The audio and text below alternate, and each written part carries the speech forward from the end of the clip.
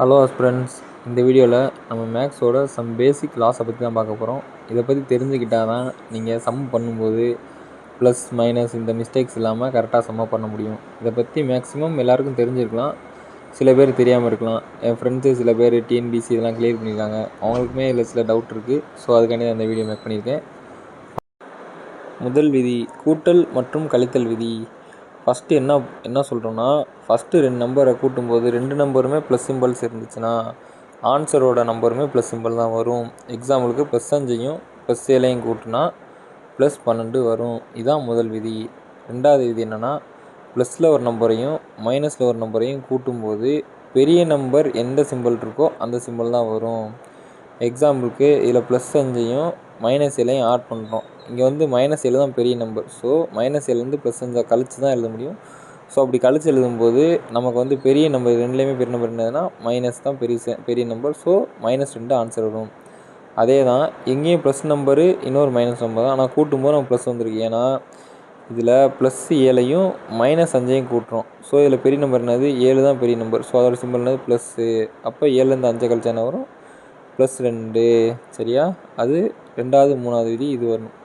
நாலாவது விதி பார்த்தோன்னா, 2 மைனஸ் நம்பர்ஸை கூட்டும்போது நமக்கு ஆன்சரும் மைனஸில் தான் வரும். ஆனால் 2 நம்பரையும் கழிச்சு போட்டக்கூடாது, கூட்டி தான் போடணும். எக்ஸாம்பிளுக்கு -7 -5 இது ரெண்டையும் நம்ம கூட்டும்போது -1 வரும். நீங்கள் வாட்டுக்க 7லேருந்து 5 கழிச்சா 2 தானே வரும் அப்படின்னு சொல்லக்கூடாது. ஏன்னா மைனஸ் சிம்பிள், இது மைனஸ் சிம்பிள். ஸோ ஒத்த சிம்பிள்ஸாக இருந்தால் அது ரெண்டையும் கூட்டி அந்த சிம்பிளை போடணும். இதே வேறு சிம்பிளாக இருந்துச்சுன்னா கழிச்சு போடணும். கழிச்சு எந்த நம்பர் பெரிய நம்பருக்கு என்ன சிம்பிள் வருதோ அதை நம்ம போட்டுடணும். அவ்வளோதான் கூட்டல் மற்றும் கழித்தல் விதிகள். இது ரொம்ப பேசிக்கானது தான், எல்லாருமே தெரிஞ்சிருப்பீங்க. ஆனால் கேர்லெஸ் மிஸ்டேக் பண்ணியிருப்பீங்க, அதுக்காண்டி இதை போட்டிருக்கோம். அடுத்து ரெண்டாவது பெருக்கல் விதி. அதாவது முன்னாடி சொன்னது எல்லாருமே தெரிஞ்சிருக்கும், ஈஸியாக புரிஞ்சிருப்பீங்க. இந்த பெருக்கல் விதி இருக்குல்ல, இது எல்லாருக்குமே நிறைய பேருக்கு இன்னும் டவுட் இருக்குது.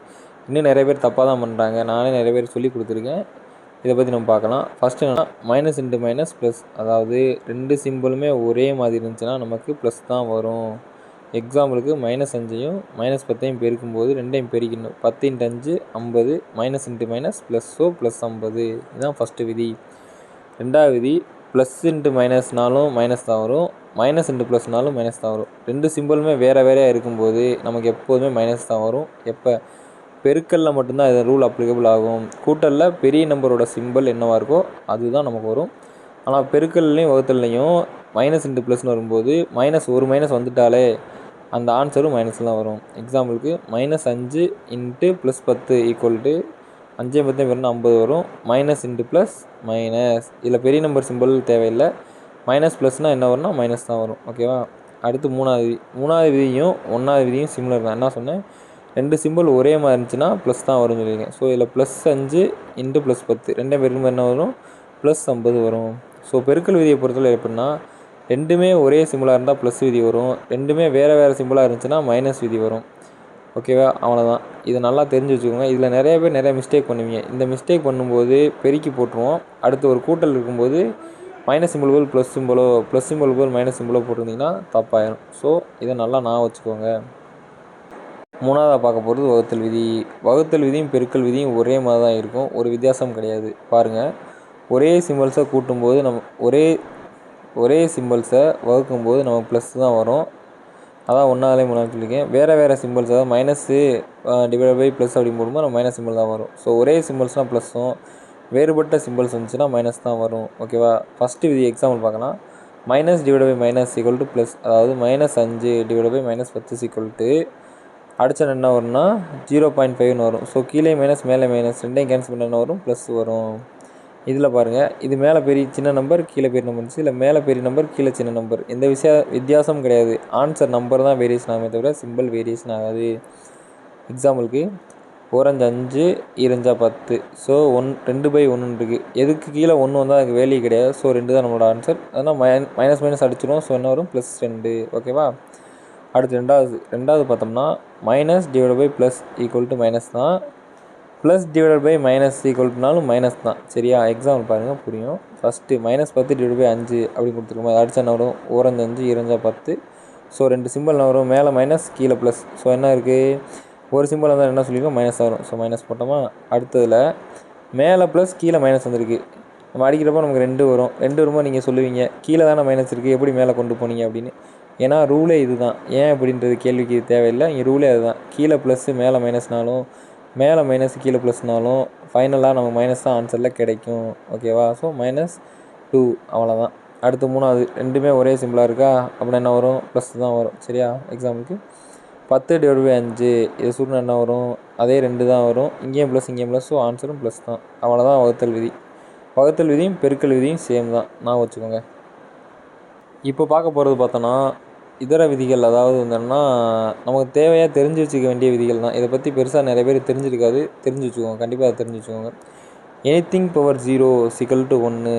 Anything power 0 = 1. எல்லா நம்பருக்குமே இந்த எனிதிங் பவர் 0 = 1 தான். அதாவது e⁴ 0 = 1 தான். எக்ஸாம்பிள் பாருங்கள். 8ஓட பவரில் 0 = 1 வருதா? அவ்வளோதான். எக்ஸாம்பிளுக்கு நீங்கள் 10ஓட பவரில் 0 போட்டாலும் 1 தான். 1000ஓட பவரில் 0 போட்டாலும் 1 தான். 1 கோடி போட்டு அதோட பவரில் 0 போட்டாலும் 1 தான். இது ஒரு ரூல். நான் வச்சுக்கோங்க. அடுத்து a⁴m × a⁴n = a⁴m+n. அதாவது ஒரே நம்பரு ஆனால் அடுக்கில் மட்டும் வேறு வேறையாக இருக்குது. அதை பெருக்கும்போது என்ன பண்ணணும்னா அந்த நம்பர்ஸை காமனாக எடுத்துகிட்டு மேலே இருக்க ரெண்டையும் கூட்டி எழுதிடணும். அவ்வளோதான். எக்ஸாம்பிள் பாருங்கள். 5/2 × 5/3. கீழே அந்த 5ம் 5 சேமாக இருக்கா? ஸோ என்ன பண்ணணும்னா 5 காமனாக எடுத்துடலாம். ரூல்ஸ் படி 5 எடுத்துட்டோமா? 5 எடுத்துகிட்டு அதோட பவரில் இது எம்மு இது என்ன? ஸோ 2 + 3. அப்போ இது என்னென்னா 5ஓட 5. இப்போ 5ஓட அடுக்கில் 5ங்கிற விரிச்சல் என்ன கிடைக்கும்? 3125. அவ்வளோதான். ரெண்டாவது பார்க்கும்போது பெருக்கல்ல இருந்துச்சு. ஒரே நம்பராக இருக்குது. பெருக்கல்ல அடுக்கில் இருந்துச்சுன்னா கூட்டி போடணும்னு பார்த்தோம். இதே 3வது விதி பார்த்தீங்கன்னா வகுத்தல் இருந்தால் என்ன செய்யணும்னு பார்க்குறோம். வகுத்தலில் a⁴m / a⁴n = a⁴m-n. பெருக்கல்னால் கூட்டி போடணும், வகுத்தல்னால் கழிச்சு போடணும். எக்ஸாம்பிள் பார்த்தா புரியும். கீழே 5 அடுக்கில் 2 இருக்குது, மேலே 5 அடுக்கில் 3 இருக்குது. ஸோ என்ன பண்ண ரெண்டுமே ஒரே நம்பர் தான். அப்போ ஒரே நம்பர்னால் 5 காமன் எடுத்துக்கலாமா? எடுத்துகிட்டு மேலே 3 இருக்கா? இப்போ இது கீழேருந்து மேலே போகிறப்ப என்ன ஆகுனா இந்த இது வந்து ப்ளஸ் வந்து மைனஸாக மாறிடும். ஸோ 3 - 2. ஸோ 3 - 2 கழிச்சு என்ன வரும்? நமக்கு 1 வரும். ஸோ 5/1 = 5 தான். எனிதிங் பவர் 1 என்னன்னா அதே நம்பர் தான் இருக்கும். புரியுதா? எனிதிங் பவர் 0 தான். என்ன சொன்னேன்? எனிதிங் பவர் 0 என்னன்னா 1. ஆனால் எதோட பவர்லையாவது 1 இருந்துச்சுன்னா அதே நம்பர் அப்படியே தான் வரும். சரியா? அவ்வளோதான் விஷயம். ஸோ 2வது விதி 3வது விதி முக்கியமானது, பார்த்துக்கோங்க. 4வது. அடுத்து 4வது விதி என்னென்னா ஒரு நம்பர் இருக்குது, a⁻−m இருக்குது. அதை நம்ம இந்த அடுக்கில் இருக்கிறத ப்ளஸ் ஆக்கணும். என்ன பண்ணணும்னா அதை கீழே கொண்டு வந்துட்டோம்னா, பின்னத்தில் கொண்டு வந்துட்டோம்னா அது வந்து ப்ளஸ் ஆயிரும். அதான் ரூல்.